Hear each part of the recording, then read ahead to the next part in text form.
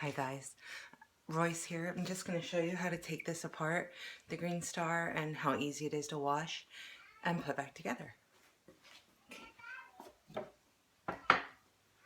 I ran some water through it about 4 hours ago, so it's all been sitting because I wasn't sure if I wanted to even do any more juicing today or not. So it really is simple. It's quite literally that. Take this off. I think you can see all of this. Now there are two pieces here that I'll keep together for the moment. And I'll just throw all this into the bucket of water. This is the attachment that comes with it. It's got a nice brush at both ends. It's really sturdy. It doesn't bend or anything. Usually I'd wash this down with some cleaner, but I packed it away when I was cleaning the cabinet for the video. And since I don't know how to edit things, we'll just leave it like it is.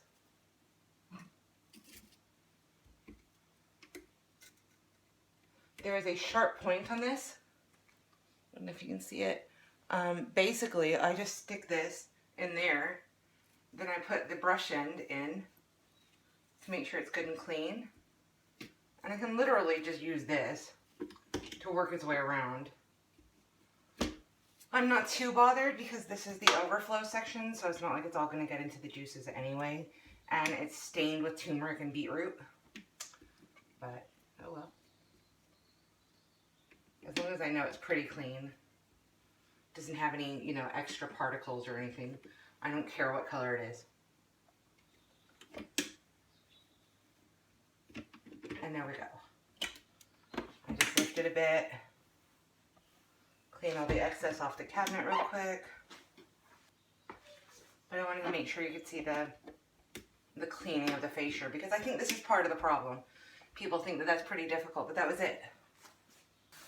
So this is my bowl that I used my pulp in. I am literally going to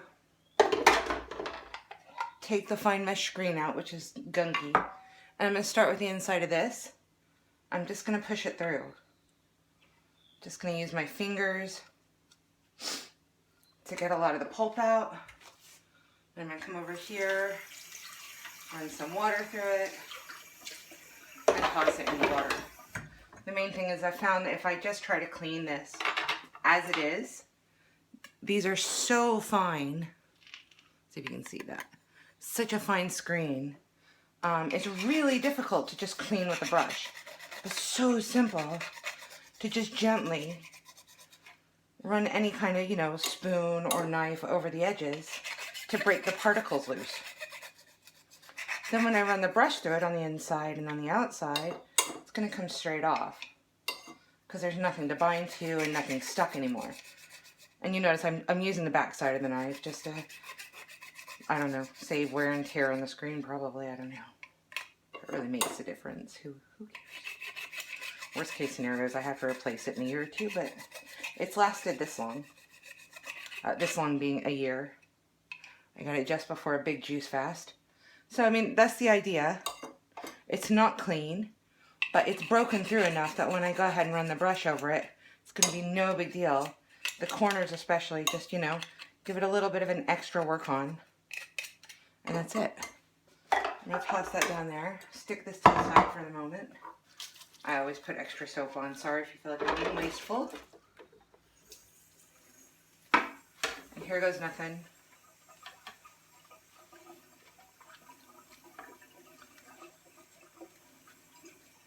I do sometimes stick it in the dishwasher when I can't be bothered. Today's juices were, the ginger shot with turmeric. And then, like an hour later, I went back and did a leftover juice. It didn't really matter. Whatever I could get, really. Peas and really soft apples, which made it extremely difficult.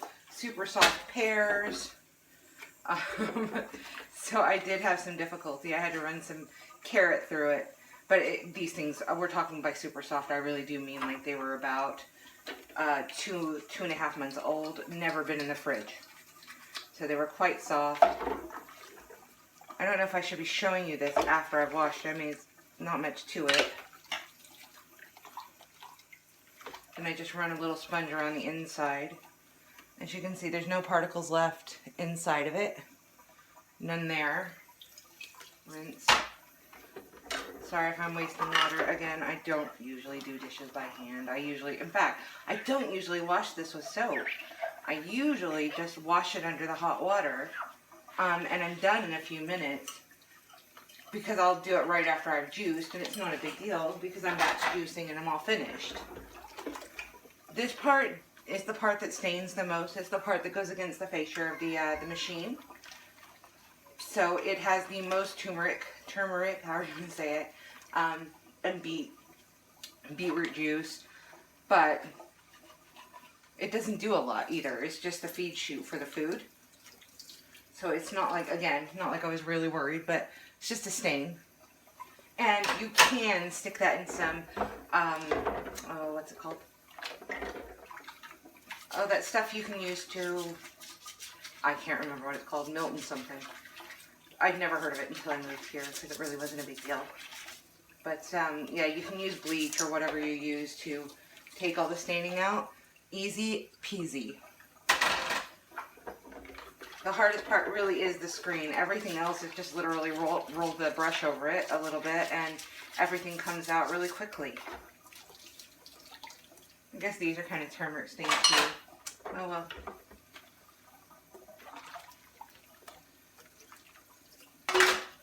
It's almost done. I'm going to stick this in the water to keep the spray from happening, because if I don't, it's going to spray me back, and I'm just going to run the brush on the inside.